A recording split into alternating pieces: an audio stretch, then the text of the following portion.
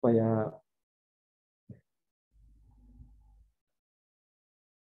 nanti hasil rekamannya itu dikirim ke saya ya. Kemarin itu waktu, oh ini belum ya, yang waktu asesmen itu dikirim, yang asesmen tolong dikirim ya, hasil Ya, baik, rekaman. Kak. Akan saya Dikirim. Jadi kirimkan ya, saya Kak. bisa, ya, saya bisa pantau yang lari-lari bisa dipantau. Tolong diperhatikan absen itu ya adik-adik semuanya, karena kita betul-betul absen yang kita buat secara daring itu betul-betul dipakai untuk absensi dosen. Jadi sekarang itu kita itu melaporkan kegiatan di namanya Sister Dikti. Jadi kita melaporkan kegiatan kita di Departemen Pendidikan, ya, di Dirjen Dikti. Jadi bukan hanya di Poltekkes. Jadi formatnya sudah format Dikti. Jadi kalau tidak jelas kita tidak bisa dinilai. Jadi kalau misalnya kita jumlah pertemuan 6, tapi setelah diperiksa buktinya itu cuma 2, itu kita ditegur. Jadi tolong perhatikan itu absennya, dosennya itu diingatkan untuk absen, karena hasil absensi dari Anda semuanya ini, Anda dosen, itu diperiksa semua. Ya. Jadi diingatkan, bisa jadi dia 6 kali pertemuan, atau misalnya dia itu 4 kali pertemuan, tapi kena lupa absen, karena juga tidak dikirimkan sama Tipen, jadi dia dianggap 2, padahal dia masuk kenyataan realnya itu 4 kali. Tapi karena gara-gara tidak absen secara online, dia lupa 2, jadi 2 kan merugikan dosennya. Berbeda kalau kita menggunakan absen manual. Kalau misalnya pertemuan sekarang tidak absen, nanti pertemuan berikutnya bisa dibawa. Kalau sekarang kalau tidak absen, susah ya. Nah, jadi tolong itu diperhatikan, diingatkan lagi dosennya, kalau belum absen, disuruh absen. Ya, karena kalau dia lupa, sudah lewat. Jadi setiap pertemuan langsung dibuatkan absen. Jadi si pen kerjanya itu harus siapkan sebelum 1 hari 2 hari absen, supaya pada saat uh, selesai bahkan sementara kuliah sudah di WA absennya, sehingga dosennya langsung isi. Kalau dia tidak isi, diingatkan, ya, diingatkan, tolong absen Pak, karena itu kepentingan untuk dosennya sendiri. Ya, jadi sama-sama begitu ya, jadi saling saling apa namanya saling mengingatkan. Kemudian di screenshot, selain video screenshot, ya, jadi screenshot pertemuan pertama atau awal perkuliahan dan akhir perkuliahan, setiap pertemuan. Karena itu kan nanti digabung jadi satu, seperti yang semester berikut. Kemarin sudah bagus ya. Cuman beberapa absen setelah saya nilai ternyata dosennya itu 4 kali, laporannya cuma 1 kali. Kasihan dosen. 3 kali itu dia masuk, tapi dia absen yang dilaporkan ke kita setelah kita buka filenya itu cuma 1 kali. Nah, kan kasihan dosennya, dihitungnya cuma 1 kali, sedangkan di RPS-nya itu 4 kali. Dia masuknya 4 kali, tapi di laporan karena tidak absen secara online, 3 kali, cuma 1 kali laporannya, kan kasihan. Jadi itu tolong diingatkan, sipen semua mata kuliah seperti itu, karena sistemnya sekarang seperti itu. Ya, jadi kalau nanti kita sudah mulai manual lagi ya, manualnya yang diupload, jadi kan bisa jelas. Ya, begitu. Baik, kemudian apalagi yang saya mau sampaikan ya. Saya kira itu ya. Nah, ini hari kita akan bicara tentang mata kuliah ICF ya, dan evidence. Ya, nah ini sebenarnya mata kuliah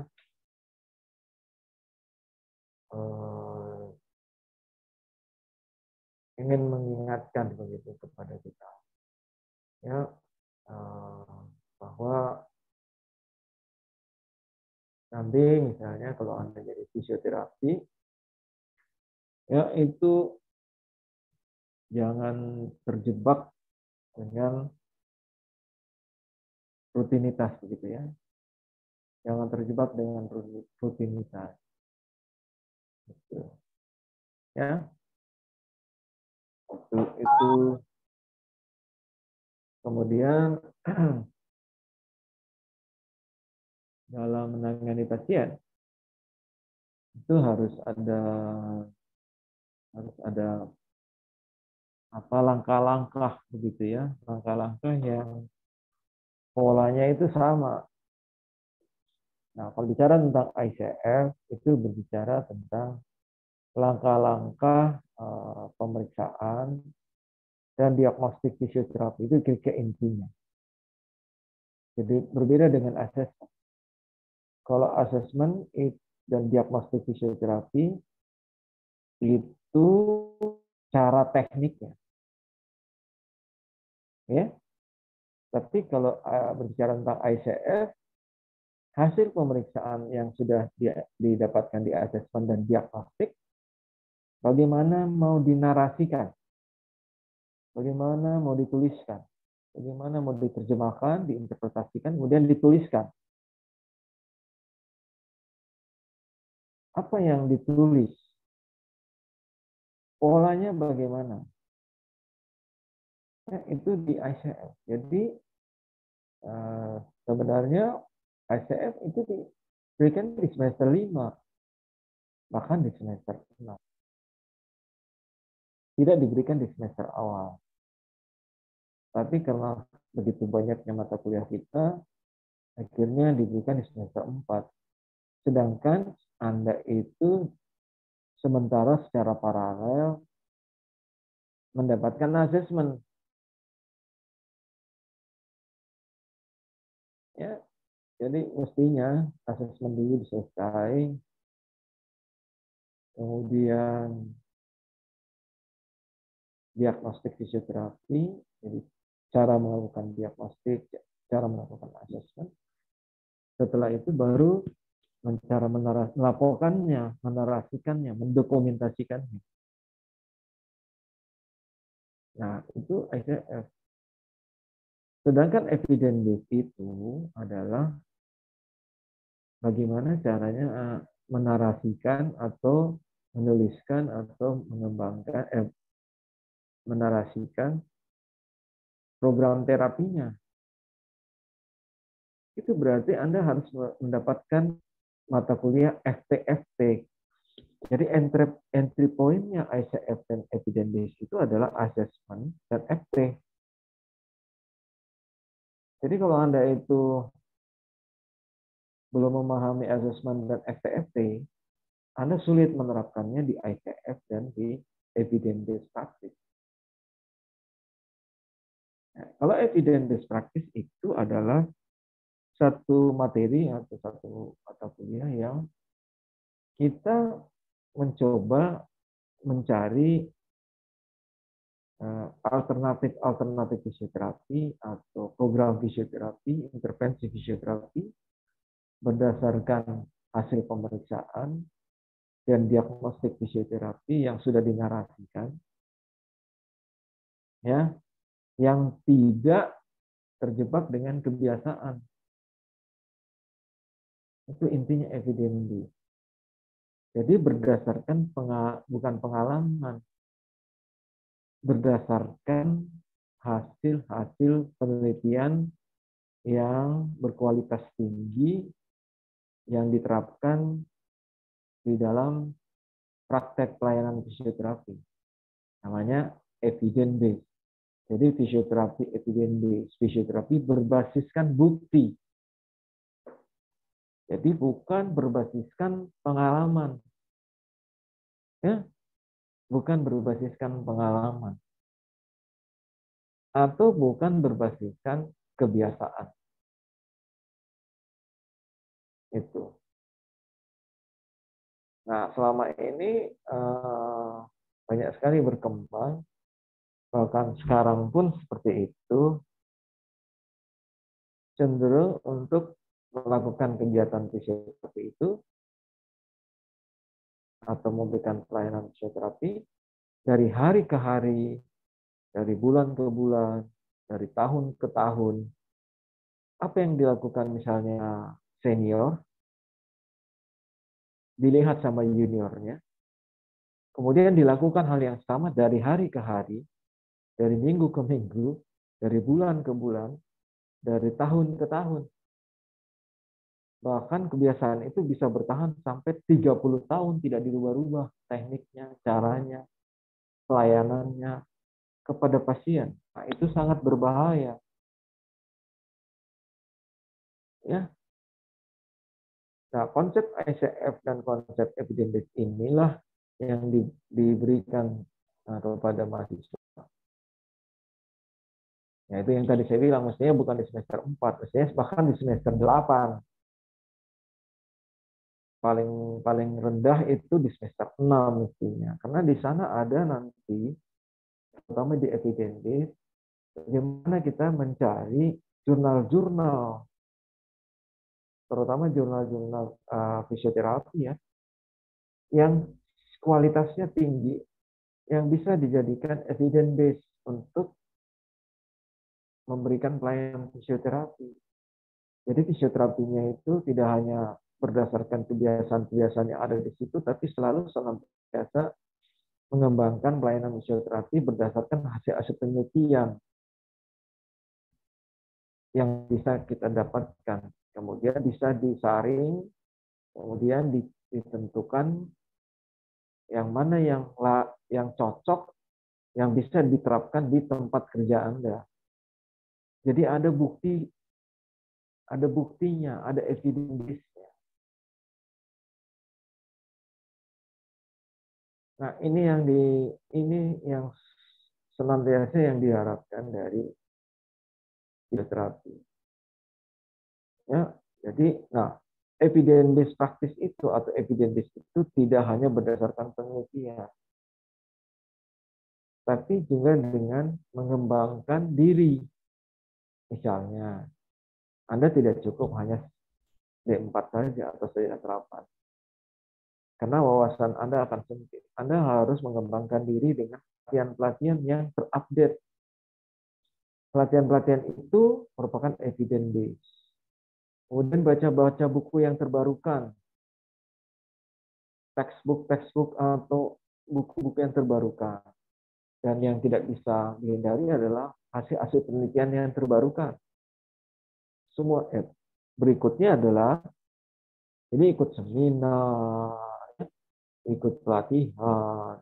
Sekarang pelatihan memang agak sedikit, sebentar ya, saya mau minum.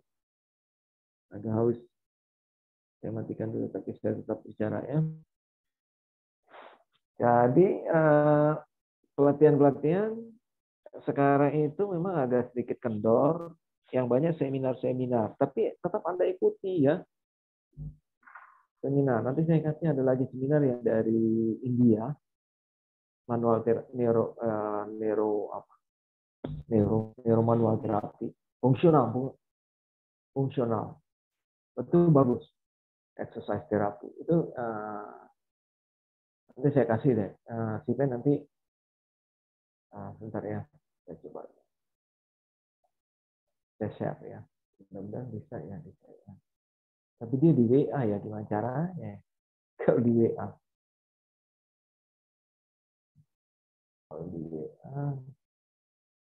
bisa enggak ya.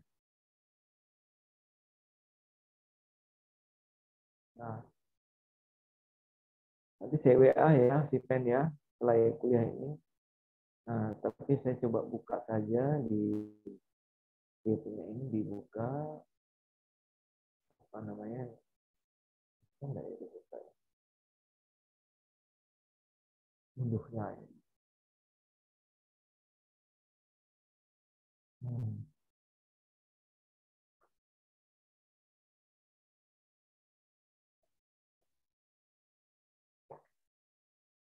Ya, nah ini siapa tahu bisa. Nah ini dia, coba ya.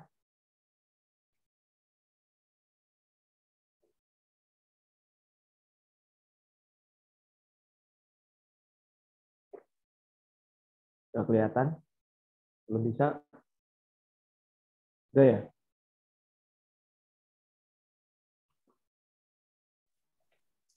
Iya Pak, sudah terlihat Pak. Ya, nanti saya WA. Jadi coba bisa lihat itu ya. Ini sebenarnya visio, tapi kalau Anda mau ikut juga boleh, karena ini gratis. Nanti silakan daftar, saya kasih. Saya sendiri tidak terlalu berminat, bukan tidak berminat apa, karena sekarang kan kita dosen-dosen sudah ada peminatannya. Pandi ya sudah konsisten di tumbuh kembang dan pediatri. Apalagi disertasinya juga ada kaitannya pediatrik ya. Mulai dari S1, S2, S3. Ya, jadi skripsi tugas kalau tidak salah KPI-nya Pandi itu poliomyelitis. Jadi anak ya. Jadi sudah dari D3 sudah anak. Terus D4 waktu ngambil di Belanda itu NDT pada anak. Jadi tugas akhirnya itu NDT. Ya, S2-nya itu baby masa. S3-nya sama untuk autis. Jadi pediatrik semua loh, dari baru saya Fandi sadar juga ya. Baru sadar juga. Ternyata juga itu. Nah, bagi adik-adik semua yang berminat masa-masa yang kayak gini, silahkan ikut. Nanti dikasih ada, kalau tidak salah, gratis katanya. Ya, silahkan. Ini dari India. Ini fisioterapi dari Malaysia. Dan ini saya kurang tahu nih. Oke. Nah ini maksud saya contoh bahwa kita senantiasa meningkatkan semua. Kemudian meningkatkan apa lagi? Kita punya level pendidikan. Jadi dari sarjana terapan, ngambil profesi, ya, atau kalau tidak bisa mengambil profesi, ambil S2 MPes, ya. Jadi Anda tahu bahwa di UI sudah bisa terima D4 fisioterapi untuk ngambil S2 di IKM. Jadi Fakultas Kesehatan Masyarakat itu Anda bisa masuk di berbagai macam, bisa masuk di epidemiologi. Salah satu lulusan kita itu Putri namanya, itu ngambil, saya kurang tahu, manajemen fisioterapi, manajemen kesehatan, manajemen macam-macam, promosi kesehatan, saya kurang tahu. Saya lupa deh. Dia ngambil S2 di UI, SKM UI. Terus satu lagi, siapa lagi namanya yang di Puskesmas Ramat Jati, saya lupa namanya, itu ngambil S2 di epidemiologi. Terus satu lagi yang baru kemarin lulus, 2 tahun yang lalu, ngambil biomedik. Ya, saya anak bimbingan saya juga itu. Ngambil biomedik, S2 biomedik di Fakultas Kedokteran. Kalau tidak ngambil S2 fisioterapi, MDis di Udayana. Jadi bisa ya. Kalau dulu Pak ini nggak bisa. Lulus diploma 4 tidak bisa ngambil S2 di mana-mana. Harus ngambil program S1. Harus S1 dulu baru bisa ngambil S2. Setelah berjalannya waktu, D4 pun, sarjana terapan pun diterima. Jadi, nah, kalau misalnya mau ngambil lagi lanjut S3, itu bagus sekali malah justru. Jadi wawasan kita itu semakin luas, sehingga kita berjalan, mengembangkan diri tidak berdasarkan kebiasaan-kebiasaan yang ada di rumah sakit, tapi berdasarkan penelitian, pengembangan diri, pendidikan, mengikuti pelatihan, seminar, ya, buku yang terbarukan, mengikuti jurnal-jurnal fisioterapi yang terbarukan, yang bisa kita terapkan ya di tempat kita kerja kita dengan pendekatan metode yang baru. Kalau ada pemeriksaan yang baru kita dapatkan, kita pakai itu. Kalau ada perkembangan baru tentang metode yang baru, kita pakai itu. Jadi tidak hanya di bangku kuliah saja. Kadang-kadang kita pun di apa namanya di pendidikan senantiasa mau coba yang baru. Dulu tidak ada mata kuliah ini kita dapatkan. Waktu saya belajar tidak ada pengetahuan ini saya dapatkan. Pokoknya apa yang dikasih dosen itu kita ikutin. Kemudian pada saat kita menjadi fisioterapi di rumah sakit, apa yang kita dapatkan di bangku kuliah itu terus saja kita. Nah, kebetulan Pak Andi di pendidikan yang mengikuti perkembangan. Tapi teman-teman yang di pelayanan, nah, contohnya misalnya di pelayanan itu dia D3. Jadi teman-teman lettingnya Pak Andi itu dulu waktu masih akademi fisioterapi ya, itu lulus dengan D3 kan. Mereka bekerja di rumah sakit, ada yang bekerja di rumah sakit tipe A, ada yang bekerja di rumah sakit tipe B, ada yang bekerja di rumah sakit tipe C. Yang bahaya sekali mereka bekerja di rumah sakit di tipe A dengan lulusan D3 yang harus bekerja sama dengan guru besar profesor kedokteran dan juga spesialis-spesialis kedokteran. Sedangkan mereka hanya D3. Ya, bisa dibayangkan itu. Tapi dokter-dokter yang waktu itu masih belum ada ahli rehabilitasinya, mereka tetap percaya sama fisioterapi. Dulu masih unit fisioterapi.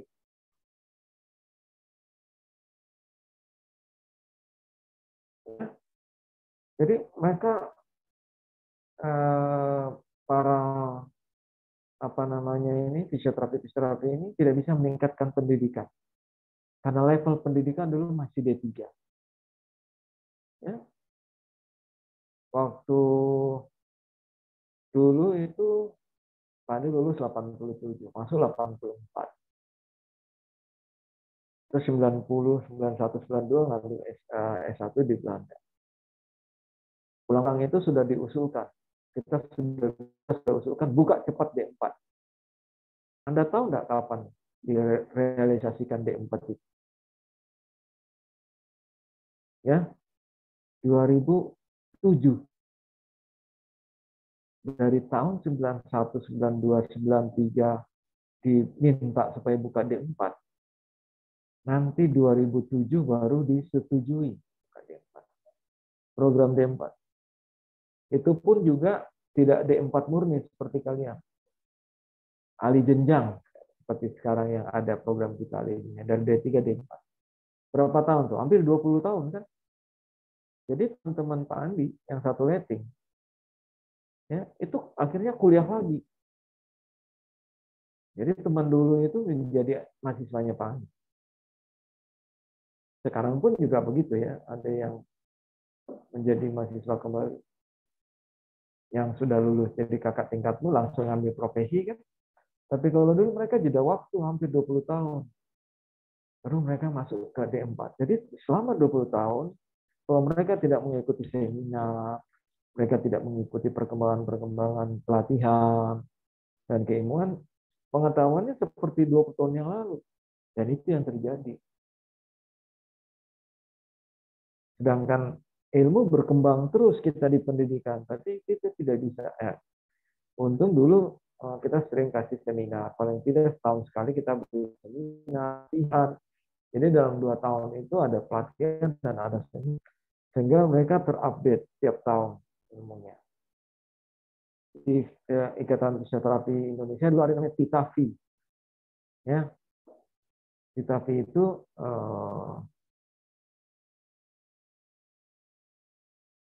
ya sama dengan seminar, sama dengan pelatihan gitu ya.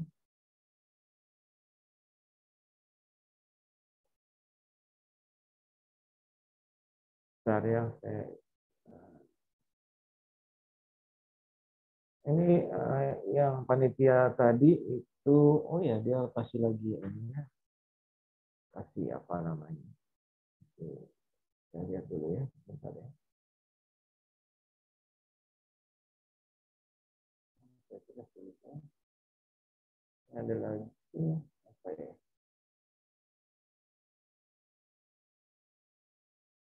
Oh,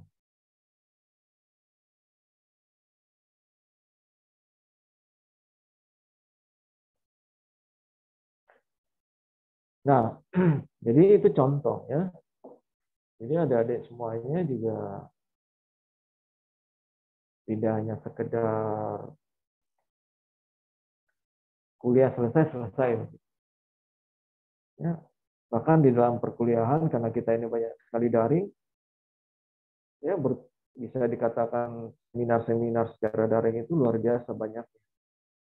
Karena kalau secara luring kan persiapannya berat, sewa ini, sewa itu, biayanya besar. Kadang-kadang harus ditarik bayaran sama peserta, apalagi pelatihan biasanya jutaan. Tapi pelatihan ini yang mandek sekarang karena tidak bisa dilakukan secara daring. Ya, tidak dilakukan secara daring, tapi tidak dilakukan secara luring, lebih banyak dilakukan secara daring, tapi susah ya kalau pelatihan. Sehingga pelatihan kebanyakan tidak banyak kita temukan. Mereka masih menunggu, masih melihat kemungkinan-kemungkinannya. Karena kan kita dilarang berkumpul. Jadi kebanyakan ya seminar. Nah, kesempatan itu sebenarnya harus diikuti sama mahasiswa juga, selain kita-kita. Ya. Kemarin itu saya ikut satu seminar, bukan seminar, saya kuliah pakar. Ya. Kuliah pakar dari Universitas Yasri. Bayangkan saja. Itu dilakukan di Fakultas Pascasarjana. Kebetulan narasumbernya itu adalah dekan Fakultas Kesehatan Masyarakat, Prof. Industri. Yang dibawakan itu adalah epidemiologi molekuler. Epidemiolekuler itu penting sekali bagi kita fisioterapi. Nah, mau dipikir-pikir, apa saya ikut gitu loh. Itu kan sudah pernah juga dapat waktu saya kuliah, gitu. Tapi kan kita harus berpikir jangan-jangan hal-hal yang baru. Dan ternyata ada yang baru. Ada informasi yang baru dibandingkan waktu saya kuliah 2016 kemarin, 2013. Sekarang 2022 pasti ada ini yang baru. Kebetulan gratis, kalau mau pikir-pikir untuk apa sih saya ikut? Saya sudah selesai S3 kok. Enggak. Saya harus meningkatkan pengetahuan yang terbarukan. Karena pasti ada yang terbarukan. Kemarin itu saya sudah ketinggalan ilmunya. Saya mendaftar, ikut, duduk sama mahasiswa Universitas Yasri itu yang di mana itu di namanya itu yang dekat Senen Karasenen itu ya,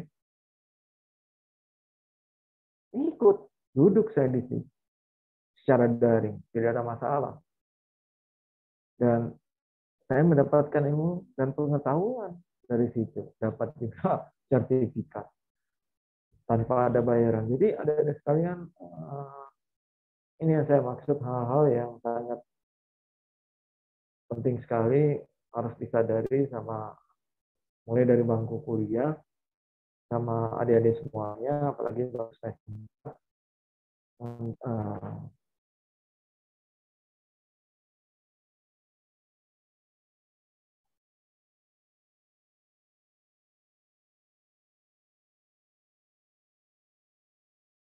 Nabila Pinca, ada apa Nabila Pinca? Kenapa Nabila Pinca? Kenapa? Iya Pak, izin. Saya Nabila Vinka Pak, mohon izin absen karena ingin ke toilet ya Pak. Apakah diperbolehkan Pak? Ya, oke, ya. Jadi Ya, gitu baik, ya. terima kasih Pak. Ya. Jadi adik-adik sekalian itu pesan yang mau diberikan dari mata kuliah ini. Intinya seperti itu. Tapi tidak sesederhana itu ya. Nah, saya sudah berikan RPS kepada Fadila, jadi saya coba sharing. Tapi ini RPS-nya saya baru sadar ini RPS yang lama ya. Yang baru ada sebenarnya, cuman saya lupa kasih. Jadi jadinya salah kasih gitu. Karena ada perubahan dosennya.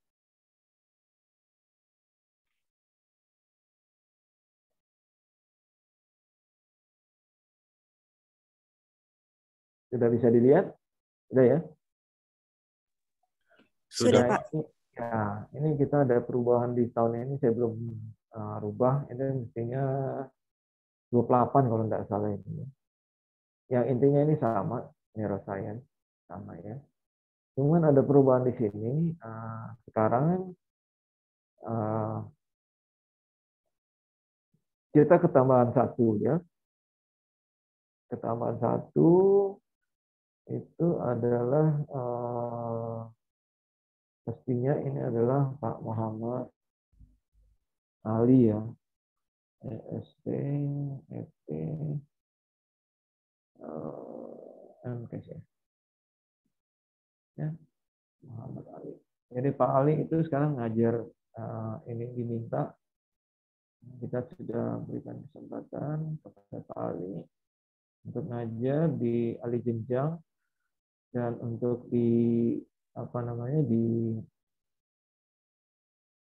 di sini juga begitu ya. Ini adalah Pak Ahwan. Nah, ini sudah dirubah kalau nggak salah 28 Januari sampai dengan 13 Mei begitu ya. Nah, di sini juga ada Pak Ali ya.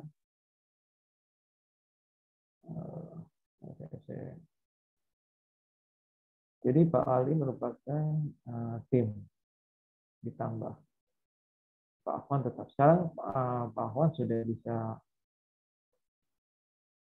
mengajar karena sudah selesai di transplantasi ginjalnya, dapat satu ginjal dari rumah sakit situ, sehingga beliau sudah bisa mengajar. Ya, jadi kita berharap tidak ada kendala nanti pada saat beliau mengajar. Nanti saya rubah lagi biasanya. Yang penting tanggalnya sudah terisi ya. Siapa namanya? Si pennya? Siapa namamu si pen? Yasmin Pak, sama Ya. saya. Reza. Oh iya. Baik.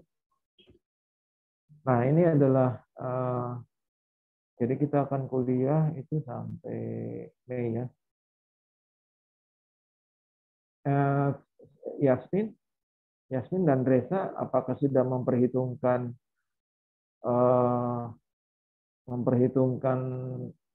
itu dalam menulis ini? Sudah memperhitungkan hari libur? Hari libur. Sudah tidak? Izin menjawab, Pak. Iya. Untuk menentukan tanggalnya itu kami berdasarkan kalender, dan nanti yang untuk hari-hari liburnya ada beberapa, Pak. Iya, maksud saya sudah diperhitungkan itu, sudah disesuaikan.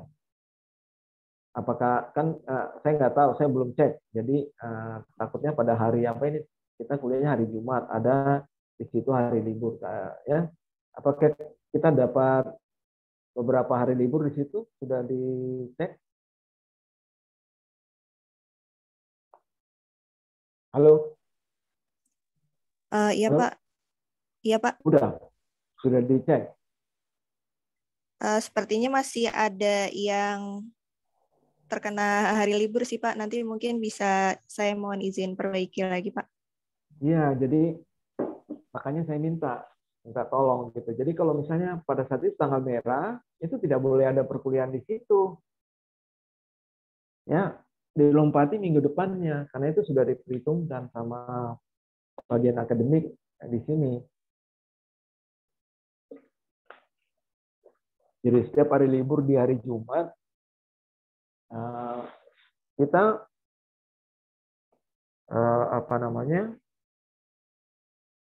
puasa kapan? Bulan 4 ya? Bulan 4 puasa? Iya, Pak. Idul Fitri, maksudnya Idul Fitri. Nah, tanggal berapa itu? Ada yang tahu nggak? Jadi sudah harus apa dia jatuh di hari Senin, Selasa, Rabu, Kamis, Jumat, Sabtu,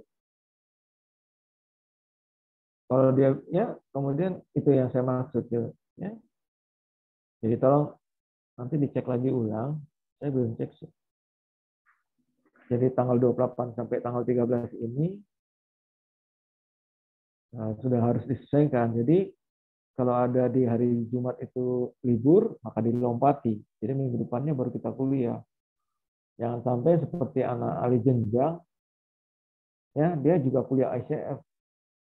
Bukan, dia mau kuliah pediatrik. Lupa kemarin itu mata kuliahnya mereka. Saking rajinnya minta kasih kuliah di hari Imlek. Ya. Bukan karena Imlek tidak kuliah. Hari libur memang orang libur, masa kuliah hari libur. Ya, dia senang kuliah. Kenapa? Karena dia tidak masuk kantor, tidak masuk kerja. Jadi di hari libur dia kasih kuliah. Kalau dia kuliah di hari kerja kan terganggu-ganggu tuh biasanya. Jadi enak sekali dia. Dia mau kuliah di hari libur, sedangkan kita tidak libur. Wah, nggak boleh dong begitu. Itu melanggar hak asasi manusia kalau seperti itu. Kalau hari libur ya hari libur, mau hari libur apapun, ya, yang sifatnya nasional. Itu. Jadi nanti disesuaikan ulang. Takutnya itu bisa lebih dari itu. Kita bisa lihat lagi apa sih? Nah, ini kita lihat deskripsi mata kuliahnya. Ya, ada sekalian. Bisa dibaca? Bisa kita baca?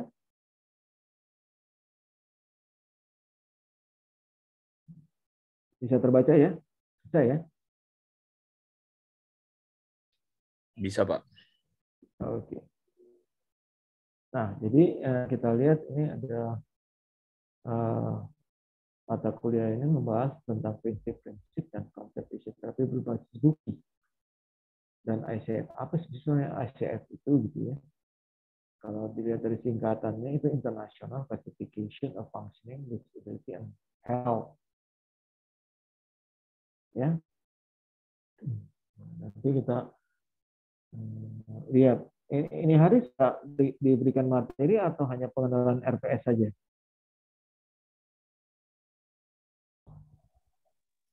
Iya, izin menjawab, Pak. Untuk mata kuliah pertama pengenalan RPS, Pak. Belum materi? Belum, Pak. Masa? Baru pertemuan pertama, Pak, hari ini. Iya. Maksud saya itu, coba saya lihat. Oh enggak, pertemuan pertama itu sudah harus, selain pengenalan RPS, juga sudah ada loh tentang, jadi kontrak pembelajaran, dan juga sudah harus menjelaskan konsep, latar belakang, dan ruang lingkup ICF loh, tujuan ICF. Ya,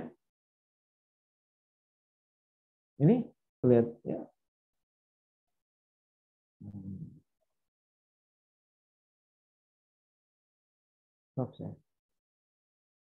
Jadi ternyata ini ya, ternyata sudah bicara tentang materi ini hari loh.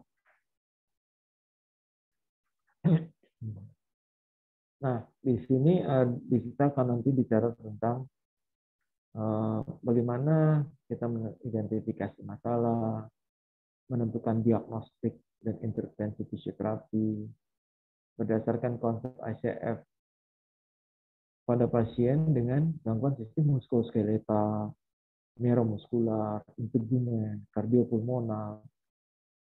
Artinya kita juga nanti kasih masuk ke neurogeriatrik, ya, neurogeriatrik, ya. Kemudian akan dibahas dan konsep fisioterapi berbasis bukti atau evidence based fisioterapi pada pasien dengan gangguan sama. Jadi neuromuskular ini neuromuskular dan neurogeriatrik.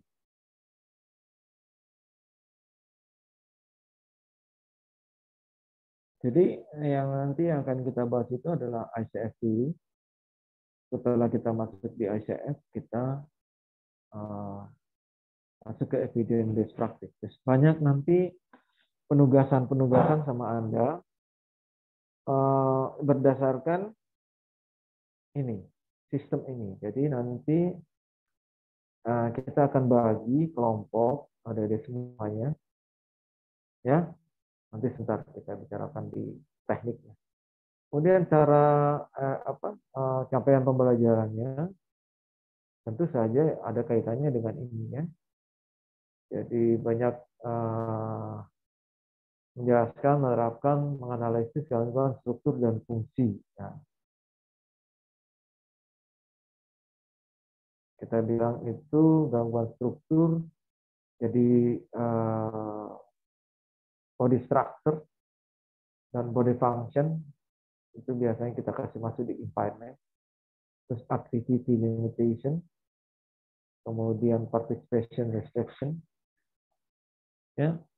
Nah, di sini juga bicaranya bukan hanya ini, tapi ditambah lagi sebenarnya ini dengan personal factor dan juga lingkungan atau environment. Pada sistem semua kayak sistem di atas. Kemudian juga menerapkan dan menganalisis gangguan keterbatasan aktivitas pasien atau penyakit gangguan tertentu pada sistem muskuloskeletal itu. Ya. Kemudian kehidupan sosialnya bagaimana. Kemudian menjelaskan menerapkan faktor internal dan eksternal. Nah ini tadi personal dan environmental faktor yang membantu dan menghambat proses. Kemudian penyembuhan impairment dan activity limitation dan seterusnya itu bisa dijelaskan, dianalisis dan dijelaskan. Kemudian mampu menganalisis penelitian dengan menggunakan prinsip kualitas sebuah bukti ilmiah atau level of evidence base. Ya, andai itu tidak hanya sekedar nanti menyusun begitu ya, tapi diminta untuk menganalisis satu bentuk bukti ilmiah. Jadi mampu mencari, menganalisis dan mengidentifikasi data penelitian, ya, yang nantinya itu nanti Anda harus pakai itu di evidence base-nya. Ini dia. Ya. Nah, di sini nanti kita banyak bicara tentang kasus, contoh-contoh kasus, ya. Kemudian di mana ya? Nah, ini contoh kasus. Sedangkan evidence base itu Anda harus mencari, menganalisis ini. Nomor 6, nomor 7, nomor 8. Terus nomor 1, nomor 2, nomor 3 tadi tentang capaian pembelajaran, nomor 1, nomor 2, nomor 3, nomor 4 itu bicara tentang ICF. Nomor 5, nomor 6, nomor 7, nomor 8 itu bicara tentang evidence base. Ya. Nah, ini semua banyak kita berikan tugas kepada Anda. Jadi itu sebabnya kita sebenarnya ingin Anda sudah selesai di pemeriksaan dan sudah selesai di FT. Karena di FT di situ banyak-banyak kasus. Kalau di FT dan assessment bagaimana teknik melaksanakannya. Tapi kalau di ICF dan di evidence base bagaimana cara menuangkan dalam bentuk narasi. Nah, kalau misalnya Anda tidak mendapatkan contoh kasus di FT, karena berparalel metodologi, jadi mengalami kesulitan nanti mahasiswanya. Sehingga Anda harus mencari-cari. Nah, ya. Nah, jadi strategi pembelajarannya. kebanyakan student centered learning, jadi banyak presentasi. Nah, selain dosen, kebanyakan mahasiswa. Kita berikan banyak penugasan dan diskusi. Ya, jadi Anda nanti diminta mencari dari nomor 1 sampai nomor 5. Itu Anda mencari kasus-kasus, contoh-contoh kasus, ya, di mana kasusnya itu tidak perlu bicara tentang anatomi, patologi, dan seterusnya, tapi bicara tentang sistem pemeriksaannya. Jadi kasuistik, jadi mulai dari identitas pasien, nama dan seterusnya, kemudian pasien itu pemeriksaan umumnya bagaimana, anamnesisnya bagaimana, pemeriksaan physical examination-nya bagaimana, pemeriksaan khususnya bagaimana, kemudian dituangkan dalam bentuk konsep ICF untuk ini, untuk activity limitation-nya, participation restriction-nya, kemudian masuk di impersonal faktornya, environmental faktornya. Lalu setelah itu Anda menarik diagnostik. Nah, apa yang Anda mau lihat itu di gangguan struktur, gangguan fungsi, activity limitation, participation restriction, kemudian di personal factor, environmental factor, itu yang kita mau pelajari. Tapi konsepnya saya kasih, tapi isinya itu apa, Anda harus cari. Nah, itu bicara tentang contoh-contoh kasus. Nah, beberapa nanti kita kasih contoh-contoh kasus dari laporan-laporan klinik, karena itu yang real. Ya, yang real di lapangan yang sudah dibuat sama kakak tingkatmu yang sudah lulus, di mana mereka mungkin juga bisa yang dari D4 saja lah. Yang mereka sudah laporkan pada konferensi kasus pada saat mereka praktek klinik. Jadi itu kasusnya real gitu ya. Jadi bukan diada-adakan, tidak. Nah, yang Anda harus cari itu adalah, kalau saya kasih penugasan, itu jangan mencari contoh kasus yang dari kakak tingkat, tapi mencari di buku-buku textbook.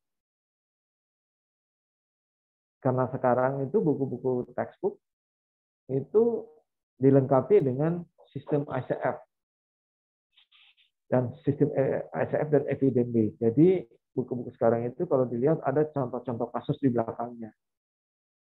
Nah, contoh-contoh kasus itu yang Anda bisa angkat. Kemudian dilengkapi tugasnya. Jadi tidak bisa mengerek-reka, mengarang-arang begitu saja, tidak. Tapi ada dasarnya. Nah, itu yang saya minta, saya banyak buku, baca buku.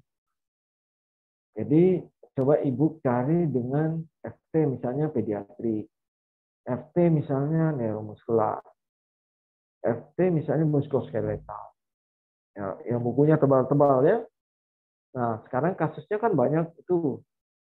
Ya, nah, kasus apa yang Anda mau cari? Misalnya kalau pediatrik CV, nah, cari buku rehabilitasi atau fisioterapi for pediatrik. Yang sekarang ya, jangan yang lama-lama, jangan terbitan lama. Nah, terbitan sekarang itu buku-buku textbook itu dilengkapi dengan pendekatan ICF. Contoh kasusnya ada, bagaimana evidence base-nya. Nah, itu bisa diangkat. Jadi kalau misalnya kasus CP, cari kasus CP-nya. Nah, ya, sehingga Anda bisa menjawab tugas yang dikasih sama. Nah, tadi sudah dijelaskan bahwa strategi pembelajaran lebih banyak student centered learning. Jadi Anda membuat tugas, kemudian pada saat kita ketemu misalnya, sekarang saya banyak yang menjelaskan secara umum tentang konsep ICF. Nanti konsep evidence base juga saya jelaskan. Nanti kan kita akan masuk tentang bagaimana konsep dari ICF pada sistem muskuloskeletal, konsep ICF pada sistem neuromuskular, konsep ICF pada sistem endocrine. Nah, di sini Anda harus banyak mencari konsep dasarnya kita kasih, tapi konsep pengembangan pada sistem muskuloskeletal itu kita minta Anda mencari contoh kasus. Kemudian dituangkan dalam bentuk konsep ICF. Konsep ICF dulu. Sedangkan konsep evidence nanti setelah UTS. Jadi sekarang kita fokus pada konsep ICF dulu. Gitu ya. Tugasnya itu nanti kelompok 1 silakan siapa namanya Sipen itu membentuk kelompok. Kelompok 1 apa, kelompok 2 apa, kelompok 3 apa, kelompok 4 apa, kelompok 5 sampai 5 kelompok. Jadi muskoskeletal, neuromuskular, kemudian neurogeriatrik. Jadi neuromuskular beda dan neurogeriatrik. Kalau neuromuskular itu contohnya misalnya Bell palsy. Kalau neurogeriatrik contohnya Parkinson, kemudian contohnya stroke, gitu ya. Kalau neuromuskular misalnya paralisis nervus apa, gitu. Integumen ini contohnya misalnya luka bakar, ya. Kemudian kardiovaskular pulmonal bisa penyakit jantung, misalnya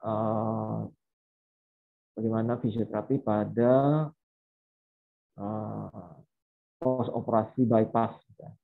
Atau pada ini ya penyempitan pembuluh darah di jantung.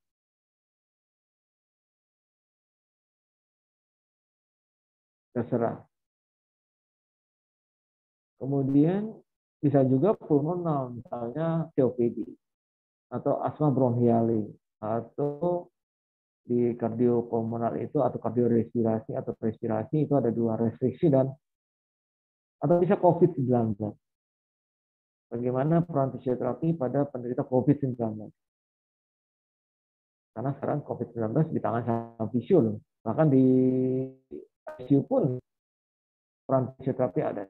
Anda bisa kembangkan itu dan itu bagus sekali karena itu sudah evidence based betul.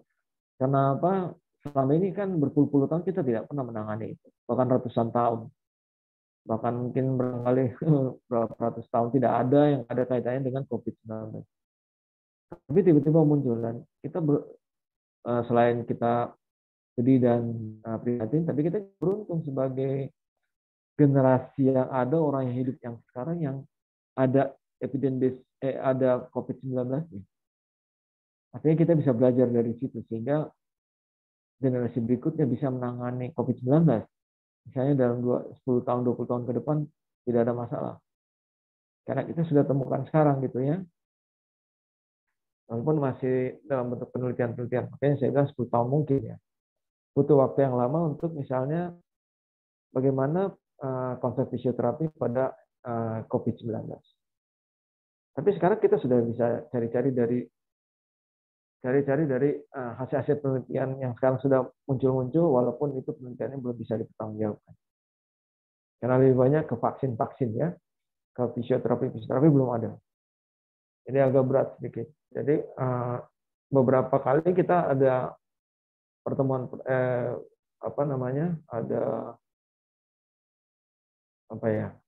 seminar kan.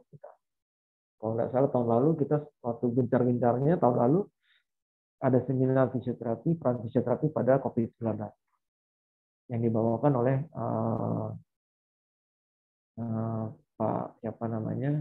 fisioterapi pada Rumah Sakit Harapan Persahabatan. Yang dosen di sini juga kan, nanti Anda diajarkan sama beliau dan dia CI dan CE sekaligus. Nah itu Anda silakan bagi. Jadi 1 muskuloskeletal, neuromuskular 2, neurogeriatrik 3, kemudian integumen 4, dan kardiopulmonal 5. Jadi 5 kelompok. Ya. Nah, bagaimana cara pembelajarannya itu pada saat kita masuk misalnya fisioterapi pada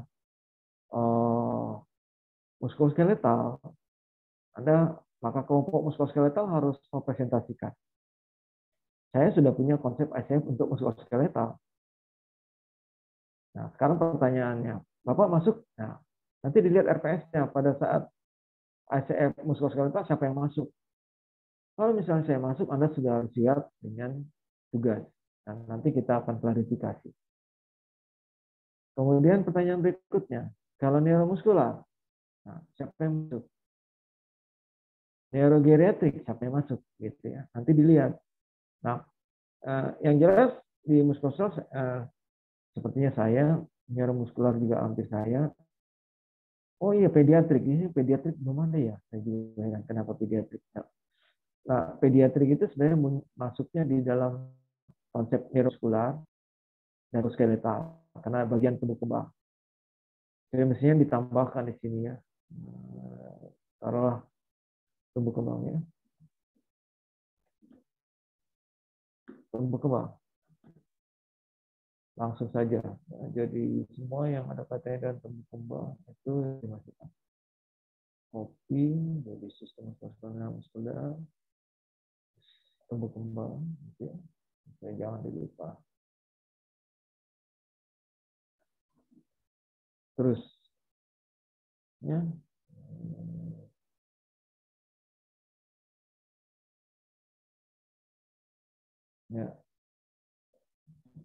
tumbuh kembang dan seterusnya termasuk tumbuh kembang.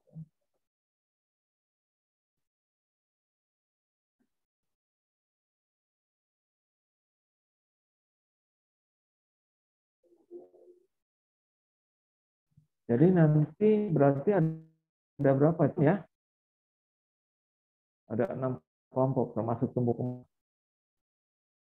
Nah, tumbuh kembang ini dibawakan sama Pak Syakib. Pertanyaan sekarang kalau misalnya bukan saya yang ngajar, bagaimana? Nah, tergantung dari dosennya. Kalau dosennya itu, jadi tetap dibuat dia punya konsep. Kalau dosennya ternyata itu tidak menuntut Anda untuk presentasi, tidak apa-apa, tidak ada masalah. Tapi Anda harus mengirimkan hasilnya itu, tugasmu itu tetap dikirimkan ke Pak Andi lewat emailnya Pak Andi. Karena itu menjadi apa namanya,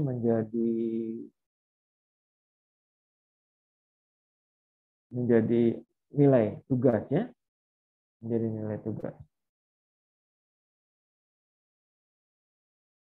Jadi tetap ya, tetap Anda harus membuat semua tugas itu.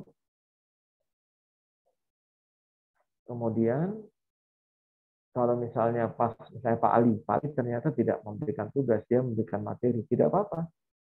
Nah, tugasmu itu tetap dikirim ke emailnya Pak Andi supaya nanti Pak Andi lihat bahwa kelompok ini tugasnya sudah lengkap sehingga kita bisa nilai. Karena dosen-dosen tim itu biasanya susah sekali memberikan nilai tugas. Biasanya PJMK yang menilai.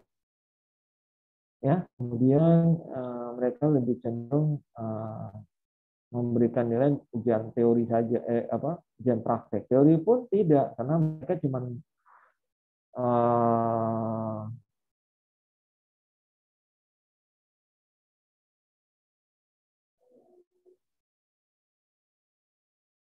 nilai soal ya. Jadi soal itu diberikan kepada kami sebagai PJMK. Nah, nilainya kan sudah jadi 1. Nah, sehingga saya harus mengambil inisiatif untuk memberikan tugas kepada semuanya. Tapi karena dosennya berbeda-beda, sehingga kalau saya masuk berarti Anda harus siap presentasi. Ya, kalau Pak Afwan minta dan Pak Akib minta presentasi, Anda harus siap. Kalau tidak ya sudah, berarti dia hanya memberikan teori. Nah, sekarang pertanyaannya prakteknya bagaimana? Nah, prakteknya karena di sini ada prakteknya itu adalah karena kita tidak langsung menerapkan, tapi Anda harus pertama sekali mencari jurnal-jurnal. Kemudian ya, Anda harus susun konsep ICF dan evidence base-nya sekaligus. Nah, di mana itu pada saat ujian? Nah, pada saat kita diskusi sebenarnya sudah praktek kan, tapi itu kan tugas praktek. Jadi prakteknya itu adalah membuat tugas itu dan kemudian mencari kasus-kasus yang ada di textbook itu, kumpulkan. Kalau misalnya Anda mendapatkan, Pak, kami mendapatkan dari rumah sakit, silakan. Tapi harus hati-hati ya, tidak boleh identitas pasien itu ini harus disingkat sehingga identitas pasien itu tersamarkan. Kemudian pada saat evidence base Anda harus mencari jurnal. Nah, jurnal ini yang dipakai untuk menyusun evidence base-nya. Evidence base-nya itu adalah program fisioterapinya. Gitu ya. Nah, kemudian disesuaikan dengan tugas ICF. Jadi, perhatikan baik-baik. Kelompok ICF itu sama dengan kelompok evidence base. Ya. Kelompok ICF sama dengan kelompok evidence base. Jadi, kalau diberikan tugas ICF tentang muskuloskeletal, terserah Anda pilih mana.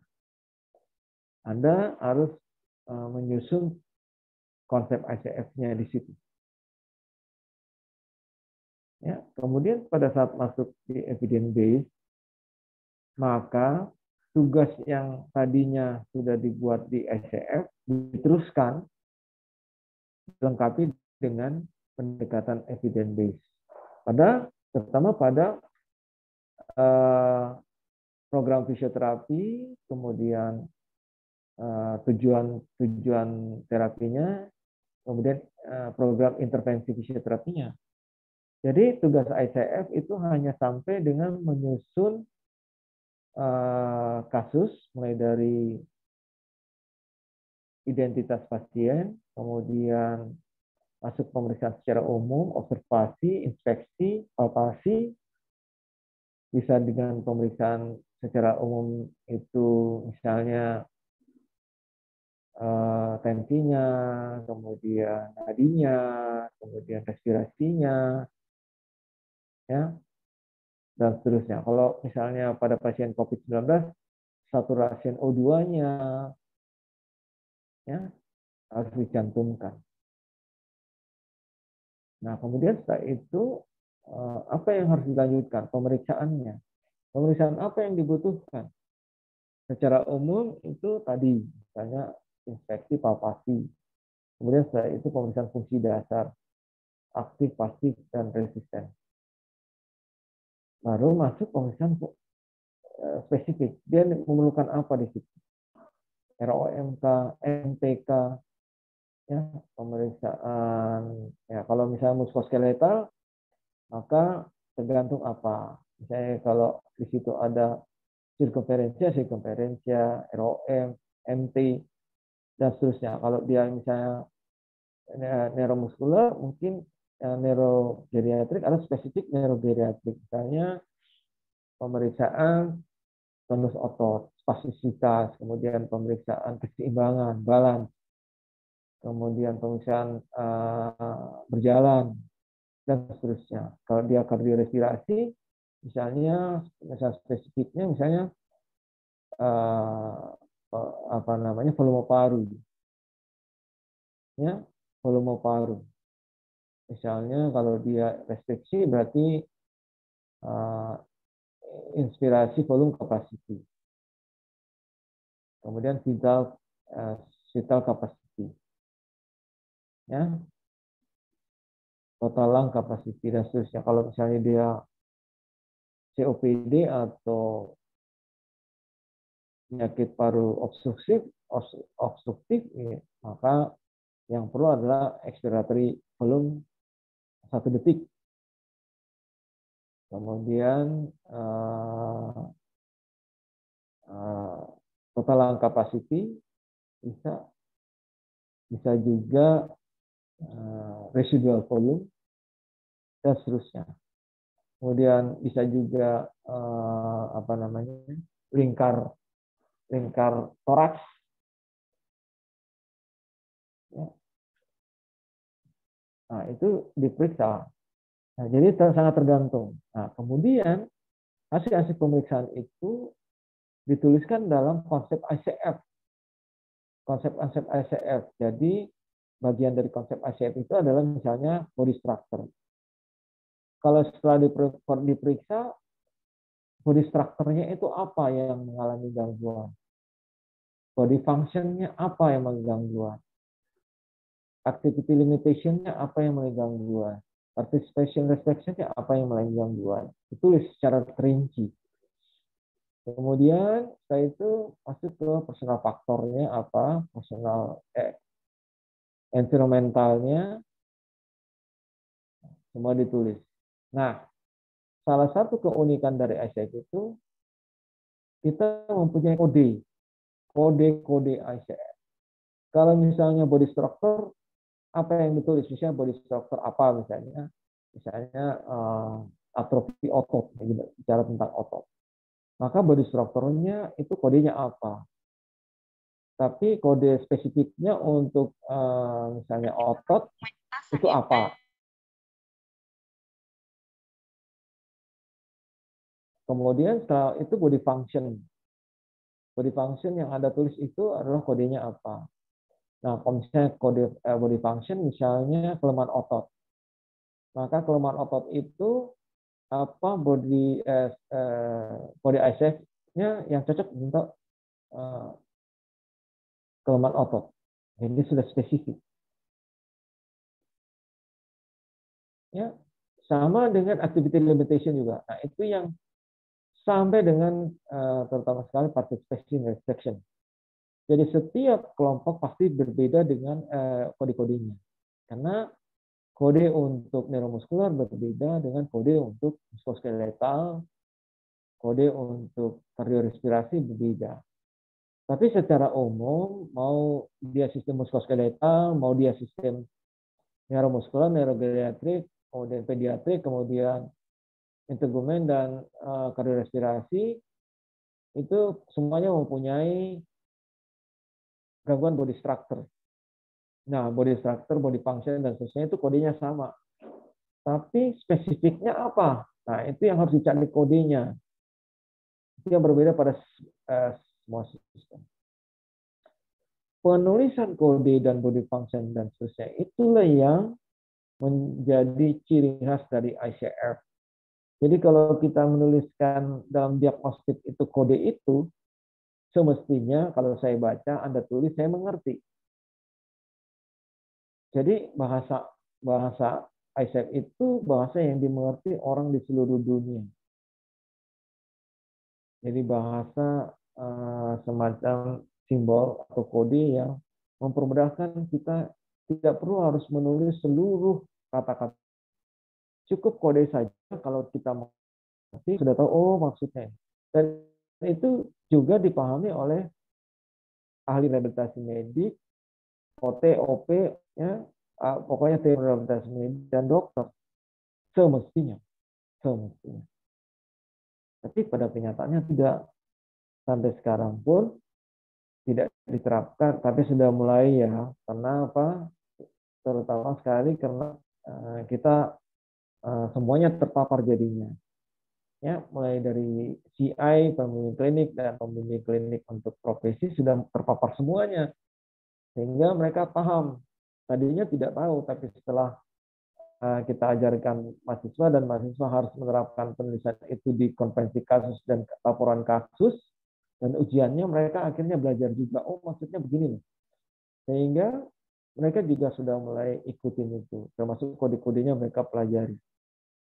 Nah, pada saat dia terapkan di rumah sakit, nah itu biasanya diklarifikasi sama dokter-dokternya. Oh, kita sudah ada pendekatan seperti ini.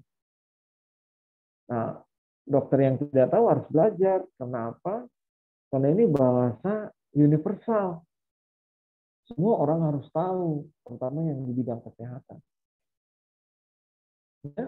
Nah, kalau kita lihat di sini, ini adalah International Classification on Functioning Disability and Health. Ini adalah kode, ya, kode-kode yang dipakai untuk penyakit fisioterapi atau penyakit, kita bicara penyakit fungsi, atau kita bicara bilang rehab. Jadi orang tim rehabilitasi jadi mendiagnostikan kasusnya berdasarkan penyakit ICF namanya. Ini nih. Nah, sekarang kok dokter juga harus tahu? Iya, dia harus tahu. Dan dokter sendiri punya kodenya sendiri yang kita namakan ICD. Kalau kita ICF, kami bicara tentang functioning, F ini functioning, disability and health. Kalau dokter ICD, International Classification of Disease.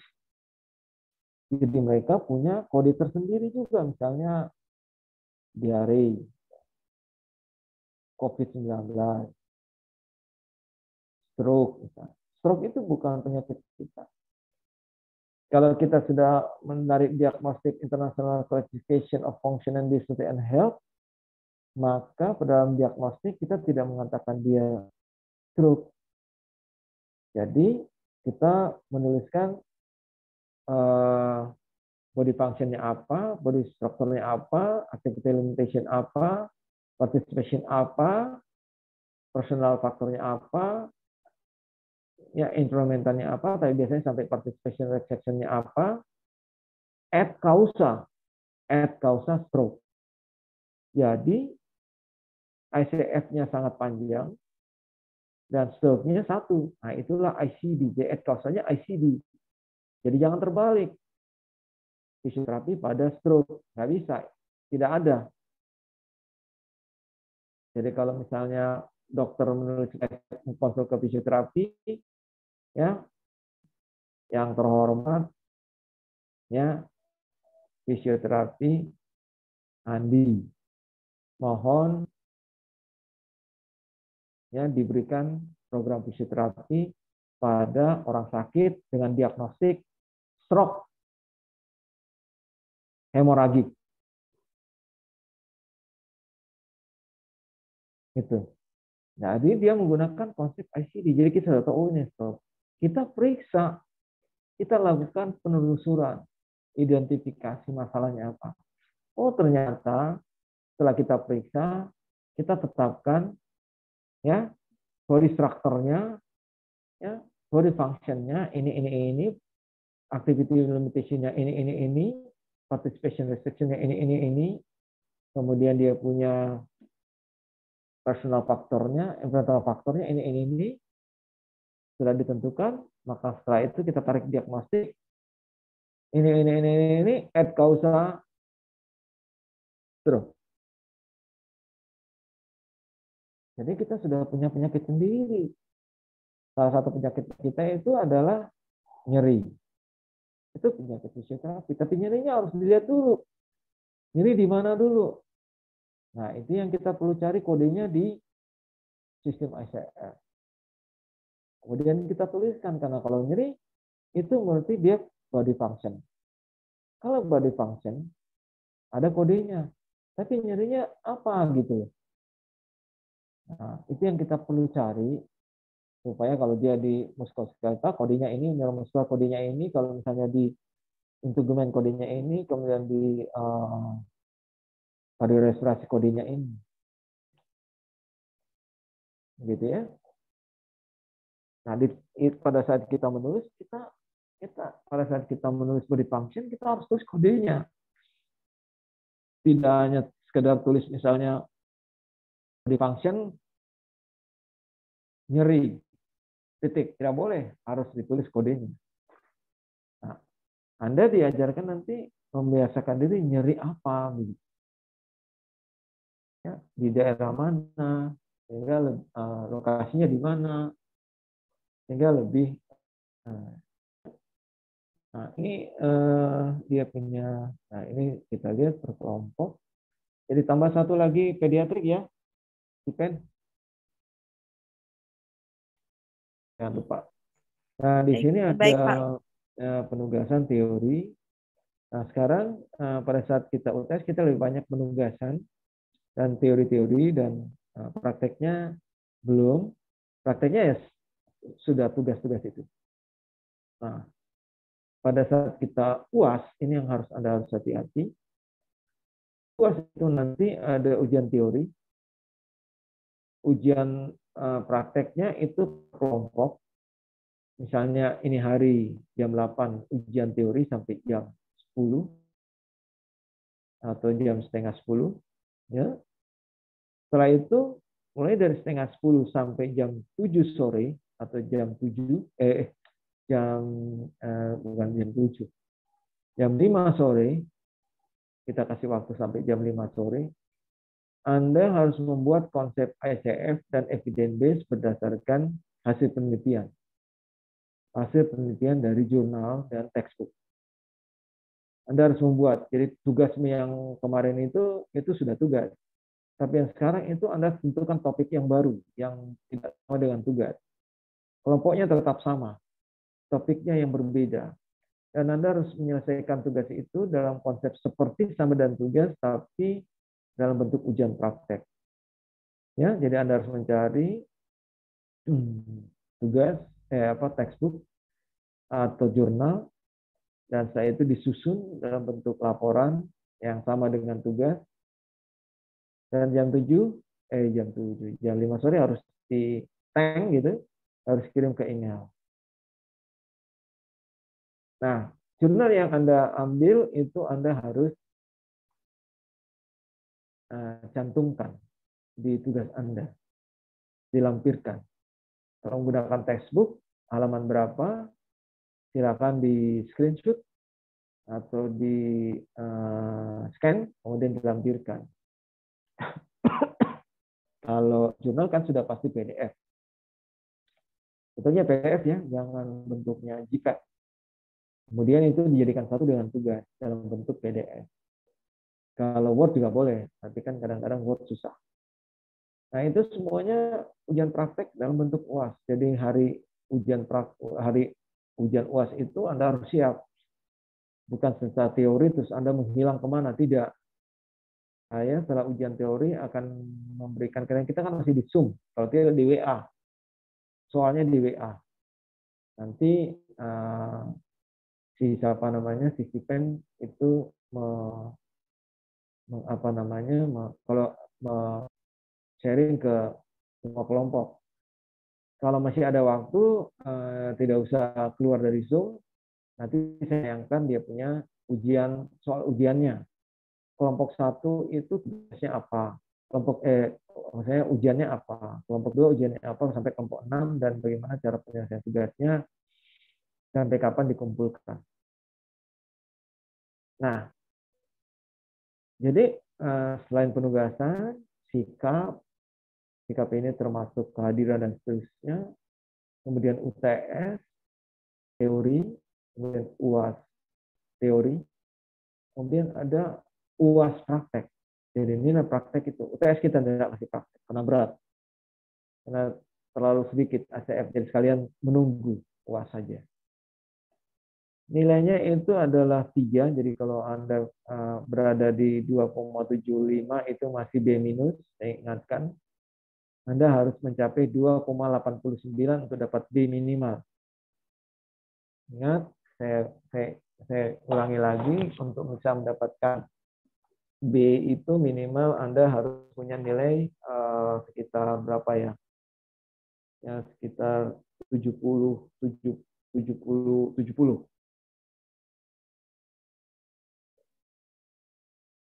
Paling aman 73, 72, 71, 70 minimal sekali.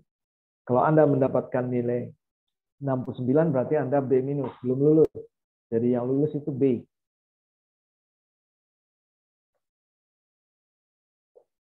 Tolong diperhatikan itu ya.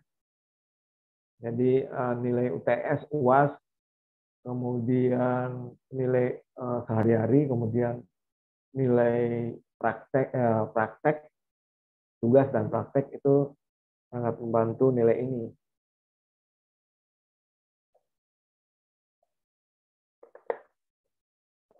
Nah, eh, seperti kemarin, ya pada saat kita ujian kita menggunakan UIS begitu ya, bukan di UIS, di ILC pada saat ujian teori, dan pada saat UTS maupun UAS akan saya lihat bagi mereka yang nilainya D-, jadi bukan D ya, ingat. Jadi kalau misalnya Anda mendapatkan 69, bahkan misalnya dapat nilai C, jadi pokoknya di bawah 7 ya, di bawah 7 gitu ya. Anda mendapatkan 69 ke bawah atau 70 ke bawah, 69 ke bawah tidak termasuk 70, Anda harus mengulang. Minggu depannya kita kasih mengulang untuk UTS maupun UAS. Ingat itu. Ya. Nah, saya perlu sampaikan bahwa setiap mahasiswa itu nomor soalnya diacak. Jadi tidak sama. Jadi kalau misalnya Anda curang, Anda bisa bahaya. Karena apa? Ternyata soal di Anda itu nomor 1, tapi di soal orang lain nomor 3 misalnya.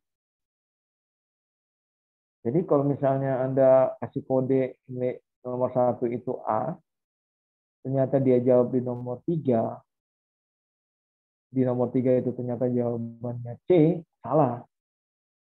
Jadi diacak. Kita selalu mengacak soalnya, sehingga setiap mahasiswa jawaban dan soal berbeda-beda. Karena sistem yang mengacak, bukan kita. Jadi kita tidak mengalami kesulitan. Jadi itu ingat. Ya. Oke. Nah ini secara garis besar. Nah ini tata tertib saya kira sama saja. Tidak perlu kita ulang. Yang baru itu adalah tentang kaitannya dan COVID-19. Jadi ini memang perlu ditambah misalnya nomor 9. Ya, masuk di Zoom ya, paling tidak 15 menit sebelum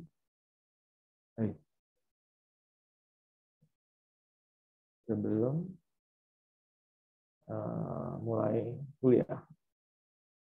Oke, ya. 10.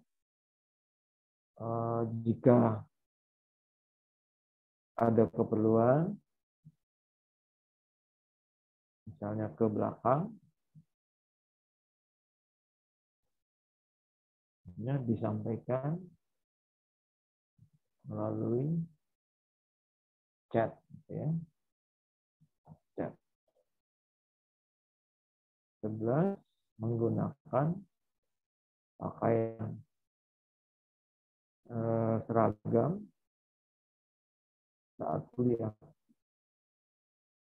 Ya, sopan, rapi, ini seragam. Oh, di atas sudah stop. Tidak apa-apa lah. Sama. Pokoknya di ini lagi. Menggunakan pakaian seragam saat kuliah, walau disuruh. Ya, nggak usah lah. Sudah ada di atas. Ya. Yang apa itu? Selama kuliah, ya, istilahnya apa ini? Video di on-kan. Dan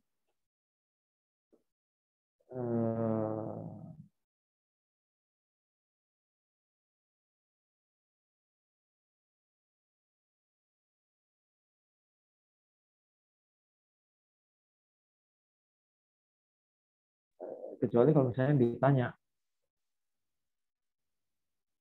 Nah ini yang terbarukan, jadi video selama kuliah selalu di-on-kan dan speaker di-on. Nah itu yang terbarukan. Nah ini sumber kepustakaannya, silakan dibaca.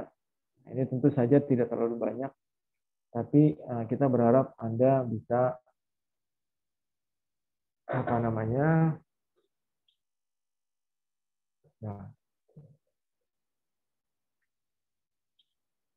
Anda bisa mencari yang lain, ya.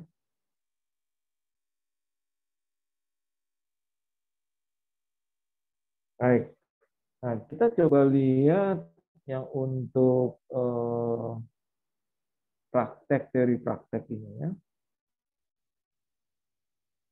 Nah, di sini sudah disusun sama Stephen, ya, posisi. Nah, kita bisa lihat di sini ada, ini saya lupa. Jadi ini hari kita bisa sedikit bahas tentang ACF. Nah, di situ saya memang banyak sekali saya masuk di sini sampai dengan jadi perhatikan. Jadi ini adalah jadi pertemuan pertama kita masih bicara tentang ini. Ya minggu depan bolehlah hari apa kita masuk Jumat, Pak. Jumat. Nah, mungkin barangkali di Jumat itu ini hari mungkin kita bicara tentang kontrak saja dulu ya. Sedikit saya kasih jelaskan tentang ACF. Minggu depan kita bicara tentang ini, termasuk konsep dan konsep dasarnya. Dan tujuannya sekaligus lah. Nah, minggu depan kita sudah masuk dengan konsep yang berkaitan dengan muskuloskeletal. Nah, saya kasih contoh nanti bagaimana konsep ACF dari klinik untuk muskuloskeletal sehingga kelompok muskuloskeletal sudah siapkan untuk minggu depan. Dan Anda harus sudah presentasi. Jadi bukan saya lagi yang mengisi. Anda harus isi dengan PPT. Ya, nanti kita akan lihat yang mana yang kurangnya, yang mana yang harus dilengkapi. Ya. Gitu.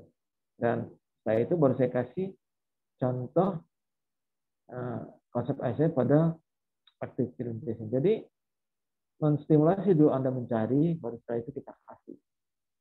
Jadi terbalik sekarang sistemnya.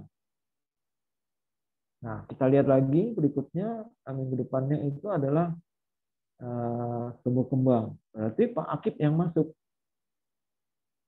Pak Akib yang masuk. Kemudian neuromuskular itu masih Pak Akib kalau tidak salah. Nanti kita lihat ya, masih Pak Akib apa tidak. Kalau Pak Akib tidak memberikan tugas untuk presentasi, tidak apa-apa. Dia yang misalnya mengisi dalam materinya tidak apa-apa. Tapi tugasmu tetap dikirim ke saya. Itu ya. Ingat. Kemudian kita lihat pertemuan berikutnya. Pertemuan berikutnya itu adalah neurogeriatrik. Nah, ini saya. Kemudian di sini ada presentasi. Kemudian untuk sistem integumen yang ada kaitannya dengan integumen itu Pak Akhwan. Jadi gitu ya. Saya lihat ya nanti ya apakah betul-betul di sini saya semua karena saya kan di situ ada Pak Ali. Jangan-jangan di neuromuskular Pak Ali ya. Nanti saya kasih yang benarnya. Nah, kemudian kita UTS. Kemudian setelah itu karena ada masih lanjut kardiorespirasi. Nah, ini Pak Ali. Ini Pak Ali di sini. Ya. Nah, sama kalau Pak Ali misalnya memberikan materi silakan. Kalau ternyata dia minta Anda itu menjelaskan tentang tugas Anda, nah, bagus. Kemudian masuk ke evidence base. Nah, ini sini saya lagi. Nah, di sini saya bicara tentang evidence base. Pengertian evidence base. Ya. Konsep-konsep evidence base. Tugas yang Anda sudah buat itu kita simpan. Simpan dulu. Nah, pertemuan setelah evidence base teorinya, Anda yang kelompok 1 harus menyusun evidence base di muskuloskeletal yang kemarin sudah disusun di ICF. Jadi tidak perlu harus menyusun baru lagi.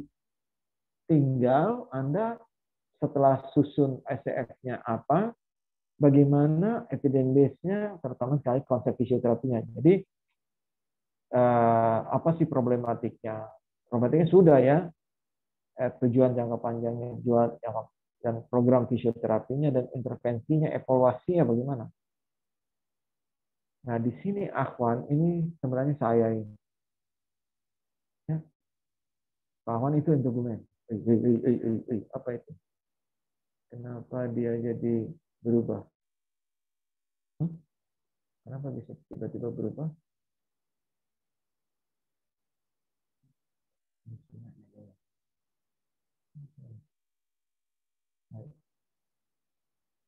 Ya, ini Pak Andi ini, bukan Pak Afan.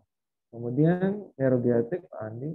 Tapi nanti saya lihat ya, ada yang saya sudah rubah memang. Kemudian Ahmad Syakib, integumen Pak Akhwan. Kemudian kardiorespirasi di sini Pak Ali. Kemudian saya itu ya mulai masuk UTS, UAS. Nah, di sini saya sudah jelaskan bahwa di UAS ini ada teori paginya, kemudian pagi sorenya Anda harus membuat ICF dan ini belum dirubah ya. Ini Februari. Dan evidence base, gitu ya, evidence sampai jam 5 sore. Jadi ingat, sampai jam 5 sore. Sudah terkumpul per kelompok, jadi bukan per orangan. Jadi Anda sudah tidak usah khawatir, gitu ya. Wah, kalau perorangan bagaimana, Pak? Kita bisa keder nanti. Enggak, sabar aja. Enggak apa-apa kok.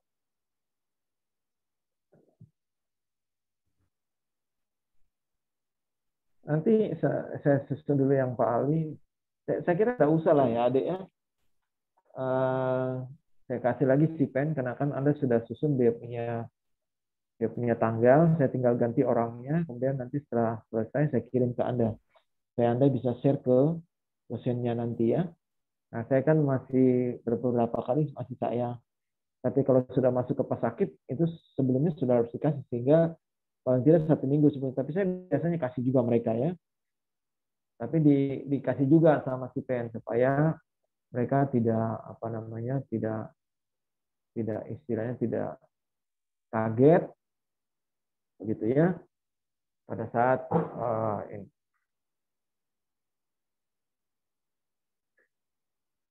Baik, saya kira itu dulu, ambil ini sampai jam segini dulu. Nah, sekalian kita nanti minggu depan, hari Jumat sekalian kita bicara tentang konsep, kemudian komponennya sekaligus saja lah, sehingga Anda jadi jangan terpotong-potong. Sayang juga kalau misalnya sekarang mau dikasih juga setengah-setengah begitu ya. Sorry, saya kok matikan.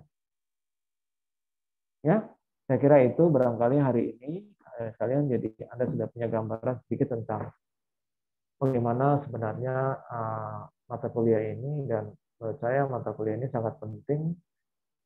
Dan pada saat evidence base nanti saya akan kasih satu materi yang berat sekali sebenarnya untuk Anda D4 yang kita namakan systematic journal. Jadi ada tekniknya, Anda mencari jurnal yang ada teknik mencari jurnal yang biasanya dilakukan sama mahasiswa, ada 2. Sebentar ya. Oh iya.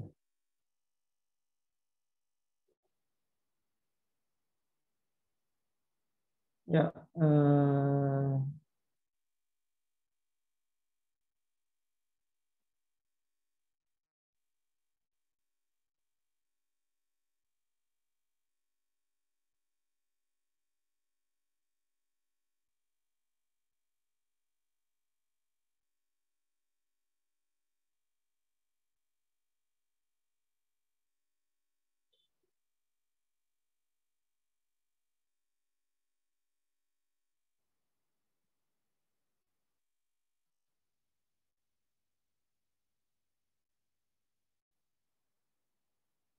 ya ini informasi dari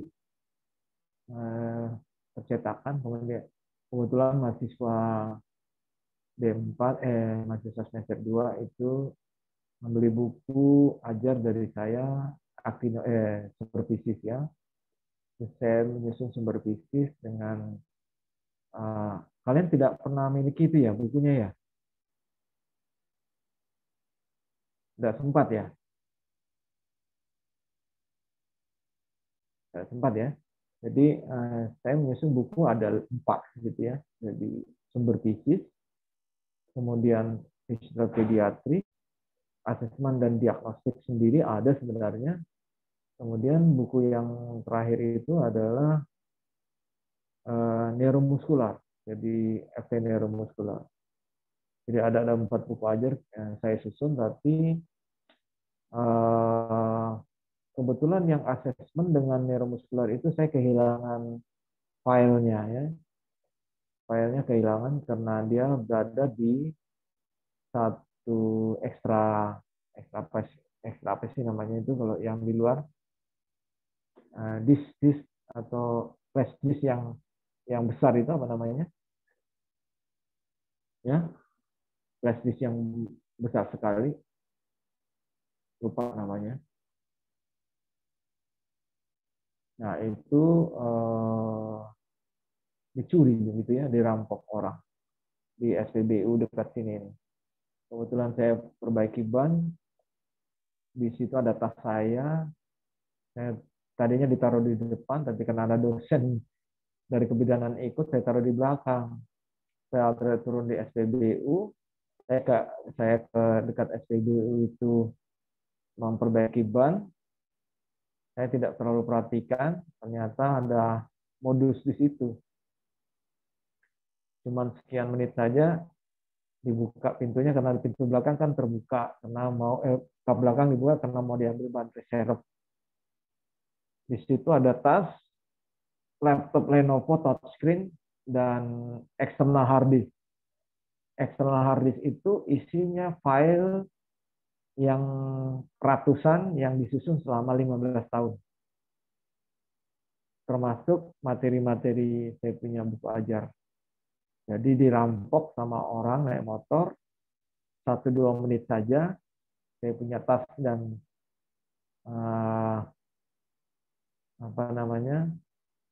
laptop yang saya baru beli, itu terbarukan, keluaran terbaru dari Lenovo touchscreen, tambah dan external hard disk. Kalau laptop masih bisa dibeli ya, tapi kalau external hard disk yang isinya folder dan file selama 15 tahun disusun, siapa yang mau beli itu? Tidak terbelikan. Dan untuk menyusunnya itu berat sekali.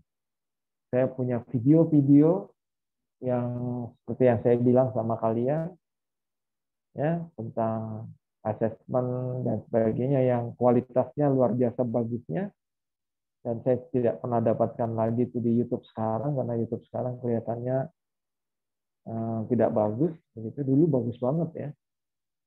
Ada di situ anatomi, jadi ada tutorial anatomi mulai dari saraf sampai dengan cara palpasinya, cara mempelajari anatomi otot, tulang dan sebagainya ada.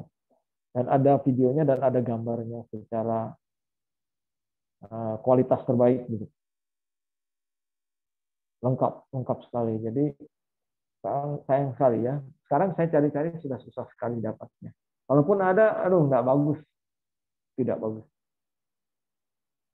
Ya, jadi itu barangkali ada sekalian. Jadi tidak lama, cuma 3 hari selesai bukunya. Jadi Nabila, silakan kalau yang mau beli buku asesmen dan FT pediatrik, saya perlu sampaikan sama Anda, kemarin saya bilangnya 100.000 gitu ya. Ternyata setelah dicek ulang, karena itu kan berwarna, ternyata kalau berwarna, minta ampun mahal. Itu hitam putih. Jadi saya bilang sampai Nabila 150.000 karena yang percetakannya bilangnya itu 160.000. Sehingga saya harus kurangi, kalau dia bukan gambar mungkin tidak perlu saya cetak warna ya. Kalau cuman tulisan dalam kotak begitu tabel kan tidak perlu warna. Nah, kalau yang buku yang mahasiswa yang di aktinoterapi ini, itu biarpun dia tabel saya kasih warna sehingga menarik. Kalau yang lainnya berwarna. Nah, jadi nanti saya harus pilih untuk adik-adik yang mau pakai FT pediatrik ini, kalau dia teks-teks saja saya pikir tidak perlu pakai warna, tapi kalau dia gambar itu harus diusahakan warna, sehingga karena kalau tidak warna jadi tidak bagus, kemudian bisa jadi interpretasinya jadi bisa berbeda kalau tidak betul-betul melihatnya ya gitu ya. Jadi saya kira harganya memang agak jadi mahal, tapi saya minta harga mahasiswa. Saya coba bicara sama percetakannya, ini harga mahasiswa, tolong dikasih lebih rendah. Kalau misalnya masih bisa dapat lebih rendah dari itu, akan saya kembalikan uangnya ya. Tapi kalau dia bilang, waduh Pak, ini sudah pas-pasan karena jumlah halamannya 153 dan warna-warna yang ada di situ atau gambarnya itu banyak sekali yang harus berwarna. Jadi kalau misalnya yang mau pesan, Nabila silakan, dan saya tidak mau memaksakan ya, tapi saya sarankan sebaiknya lah, karena itu penting untuk asesmen dan untuk FT pediatrik akan datang, karena saya toh nanti akan masuk ke tim pediatrik juga. Saya kira cukup barangkali ini hari Fadia ya. Fadia kalau nggak salah dengan Reza ya, Iya, Pak. untuk hari ini saya perbaiki dulu ininya RPS-nya, kemudian setelah itu saya kasih ke kalian dan dosen-dosen supaya teman-teman juga bisa di-share ke teman-teman. Saya kira cukup adik-adik semuanya. Kita ketemu lagi hari Jumat ya. Hari Jumat jam berapa kita ketemu dengan konsep ICF? Resta. Izin menjawab, iya. Pak. Jam Untuk berapa? hari Jumat mulai jam 1 siang sampai jam 4.30 sore, Pak, di jadwal. Oke. Mudah-mudahan bisa ya. Soalnya saya tidak tahu kenapa tiba-tiba bisa ada kegiatan yang dadakan yang dipaksakan saya harus ikut gitu. Jadi dipegang gitu. Nggak boleh kemana-mana ya, harus ikut. Nah, itu yang saya tidak bisa sekali yang seperti itu. Ya, kalau seperti itu repot sekali. Jadi bisa mengorbankan mahasiswa. Saya tidak mau sebenarnya. Kayak kemarin itu saya disuruh duduk dari jam 1 siang sampai jam 7 malam. Tidak boleh kemana-mana, harus selesai di lantai 2 direktorat. Jadi adik-adik mohon maaf karena mestinya tidak boleh begitu. Yang lebih harus dipentingkan adalah justru mahasiswa. Ya, karena mahasiswa lah ya yang menjadi fokus dari kami sebagai dosen. Tidak boleh yang lain. Baik, saya kira cukup ini pagi. Jaga kesehatan adik-adik semuanya. Ya, silakan melanjutkan kegiatannya dengan mata kuliah yang lain sebentar barangkali atau siang. Jaga kesehatan, sehat selalu. Kita ketemu hari Jumat jam 1 siang. Oke, cukup ya adik-adik semuanya ya. Iya, Pak. Baik. Izin lift kalau begitu. Adik-adik semuanya, terima kasih. Selamat pagi semuanya. Ya, Ya, adik-adik. Iya, Pak. Sama-sama. Izin lift ya adik-adik. Terima kasih, Ya, Pak. Selamat pagi. Terima kasih, Pak. Pak. Ya.